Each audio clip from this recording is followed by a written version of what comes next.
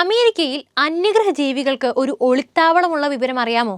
അങ്ങോട്ടേക്ക് ഒറ്റ മനുഷ്യനും ഇന്നും പ്രവേശനമില്ല. എങ്ങാനും ഒളിച്ചും പാത്തും അങ്ങോട്ടേക്ക് കടക്കാമെന്ന് വിചാരിച്ചാൽ വെടിയുണ്ടകളാകും നമ്മളെ വരവേൽക്കുന്നത്. അപ്പോൾ ലോകത്തിന് വളരെ കുറച്ച് വിവരങ്ങൾ മാത്രം അറിയാവുന്ന അമേരിക്കൻ സൈന്യത്തിന്റെ പരീക്ഷണ കേന്ദ്രമായ ഏരിയ 51 കുറിച്ചാണ് ഇന്ന് പറയുന്നത്. ഈ സ്ഥലത്തെക്കുറിച്ച് നിങ്ങൾ ഇതിനു മുമ്പ് കേട്ടിട്ടുണ്ടോ? അതുപോലെ അന്യഗ്രഹ ജീവികളിൽ നിങ്ങൾക്ക് വിശ്വാസമുണ്ടോ?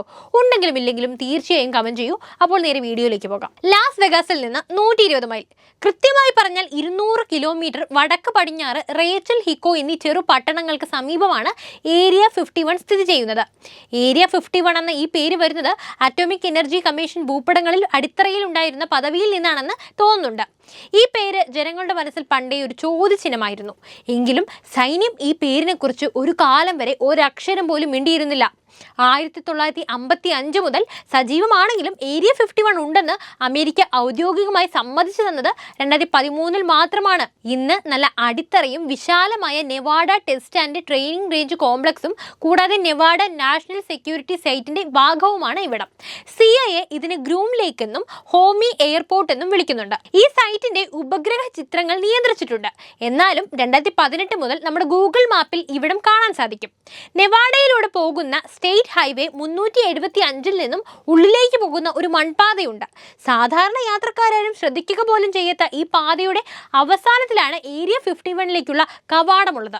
കണ്ണെത്താ ദൂരത്തോളം മുൾച്ചെടികളും പാറക്കല്ലുകളും നിറഞ്ഞ ഭൂപ്രദേശം.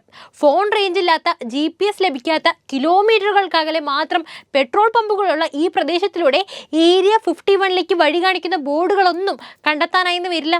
ഭൂപടത്തിലേക്ക് ഈ പ്രദേശത്തെ രേഖപ്പെടുത്തിയിരിക്കുന്ന പേരാണ് ഏരിയ 51. ഭൂപടത്തിന്റെ പകർപ്പുകളും ആവശ്യത്തിന് വെള്ളവും ഭക്ഷണവും ഇന്ധനവും കരുതി വേണം ഇതുവഴിയുള്ള യാത്രയെന്നാണ് പലരും നൽകുന്ന മുന്നറിയിപ്പ്. എങ്കിലും സാധാരണക്കാരായ എല്ലാവരുടെയും ഏരിയ 51ലേക്കുള്ള യാത്രകൾ മുന്നറിയിപ്പ് ബോർഡുകൾക്ക് മുന്നിൽ അവസാനിക്കുകയാണ്. അതിനപ്പുറം കടക്കാൻ ശ്രമിക്കുന്നവരെ കാത്ത് സൈനിക നടപടികളും കനത്ത പിഴയുമാണ് കാത്തിരിക്കുന്നത്. ഒരു കാട്ടുമുയലിന് പോലും ക്യാമറകൾ അടക്കമുള്ള നിരീക്ഷണ സംവിധാനത്തെ മറികടന്ന് ഇങ്ങോട്ടേക്ക് പോകാനാകില്ലെന്ന് വർഷങ്ങളായി ഈ പ്രദേശത്ത് താമസിക്കുന്ന ആളുകൾ പോലും പറയുന്നുണ്ട്.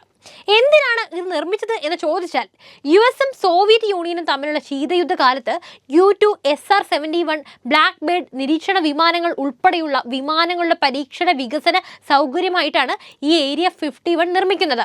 ഇത് 1955 തുറന്നുവെങ്കിലും അതിന്റെ അസ്തിത്വം ഔദ്യോഗികമായി CIA അംഗീകരിച്ചത് 2013 മുമ്പേ പറഞ്ഞല്ലോ.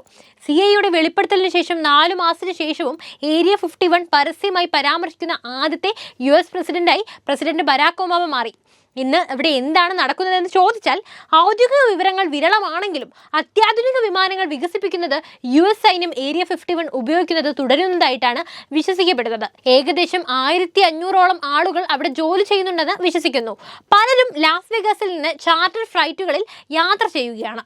ഏരിയ 51ന്റെ ചരിത്രത്തെക്കുറിച്ച് എഴുതിയ ആനി ജേക്കബ്സൺ ലോകത്തിലെ ഏറ്റവും നൂതനമായ ചില ചാരവൃത്തി പരിപാടികൾ ഈ സൈറ്റിലുണ്ടെന്നാണ് പറയുന്നത്. 1950കളിൽ U-2 ചാരവിമാനത്തിൽ ആരംഭിച്ച ഗവേഷണം ഇപ്പോൾ ഡ്രോണുകളിലേക്ക് മാറിയിരിക്കുന്നു. അവർ പറയുന്നത് ഇങ്ങനെയാണ്. ഇനി നമുക്ക് ആ പ്രധാനപ്പെട്ട കാര്യം പരിശോധിക്കാം. ഏരിയ 51ൽ അന്യഗ്രഹ ജീവികളും പറക്കും തളികകളും ഉണ്ടോ? ഏരിയ 51നെ ചുറ്റിപ്പറ്റിയുള്ള രഹസ്യം നിരവധി ഗൂഢാലോചന സിദ്ധാന്തങ്ങൾക്ക് ആക്കം കൂട്ടി. 1947 ന്യൂ മെക്സിക്കോയിലെ റോസ്വെല്ലിൽ തകർന്നു വീണതിനു ശേഷം ഈ സൈറ്റിൽ ഒരു അന്യഗ്രഹ ബഹിരാകാശ പേടകവും അതിന്റെ പൈലറ്റുമാരുടെ മൃതദേഹങ്ങളും ആതിഥേയത്വം വഹിക്കുന്നുണ്ടെന്ന അവകാശവാദമാണ് ഏറ്റവും പ്രസിദ്ധമായത്. അന്യഗ്രഹ ജീവികളൊന്നും ഉണ്ടായിരുന്നില്ലെന്നും തകർന്ന ക്രാഫ്റ്റ് ഒരു കാലാവസ്ഥാ ബലൂണാണെന്നും US സർക്കാർ അവകാശപ്പെടുന്നു. മറ്റു ചിലർ സൈറ്റിന് മുകളിലോ സമീപത്തോ UFOകൾ കണ്ടതായി അവകാശപ്പെടുന്നുണ്ട്. ചിലർ പറയുന്നത് അന്യഗ്രഹ ജീവികൾ തട്ടിക്കൊണ്ടുപോയി ഭൂമിയിലേക്ക് മടങ്ങുന്നതിന് മുമ്പ് പരീക്ഷണം നടത്തുക പോലും ചെയ്തിട്ടുണ്ടെന്നാണ്. 1989 റോബർട്ട് ലാസർ എന്നു പേരുള്ള ഒരാൾ ഏരിയ 51ന്റെ ഉള്ളിൽ അന്യഗ്രഹ സാങ്കേതിക വിദ്യയിൽ താൻ പ്രവർത്തിച്ചതായി അവകാശപ്പെട്ടു. അന്യഗ്രഹ ജീവികളുടെ മെഡിക്കൽ ഫോട്ടോകൾ താൻ കണ്ടിട്ടുണ്ടെന്നും സർക്കാർ UFOകൾ പരിശോധിക്കാൻ ഈ സൗകര്യം ഉപയോഗിച്ചുവെന്നും അദ്ദേഹം അവകാശപ്പെട്ടു. ഏരിയ 51ന്റെ അന്യഗ്രഹ ജീവികളുമായുള്ള ബന്ധം രഹസ്യാന്വേഷണ ഏജൻസികൾക്ക് ഉപയോഗപ്രദമായ ഒരു തടസ്സമായി കാരണമായി മാറിയിരിക്കാം. 1950 തന്നെ നെവാഡയ്ക്ക് മുകളിലൂടെ പറക്കുന്ന അജ്ഞാത വസ്തുക്കളുടെ ദൃശ്യങ്ങൾ കൈകാര്യം ചെയ്യാൻ CIA ഒരു UFO ഓഫീസ് വികസിപ്പിച്ചെടുത്തു. U2 ചാരവിമാനം പറക്കുന്നത് ആളുകൾ ആദ്യം കണ്ടപ്പോൾ അവർ എന്താണ് കാണുന്നതെന്ന് ആർക്കും അറിയില്ലായിരുന്നു. MS ജേക്കബ്സൺ പറയുന്നത് ഇങ്ങനെയാണ്. അപ്പോൾ ഏരിയ 51നെ കുറിച്ചുള്ള വിവരങ്ങൾ നിങ്ങൾക്ക് പൂർണ്ണമായും മനസ്സിലായി എന്ന് കരുതുന്നു. വീഡിയോ ഇഷ്ടപ്പെട്ടാൽ ലൈക്ക് ചെയ്യാനും ഷെയർ ചെയ്യാനും ശ്രദ്ധിക്കുമല്ലോ.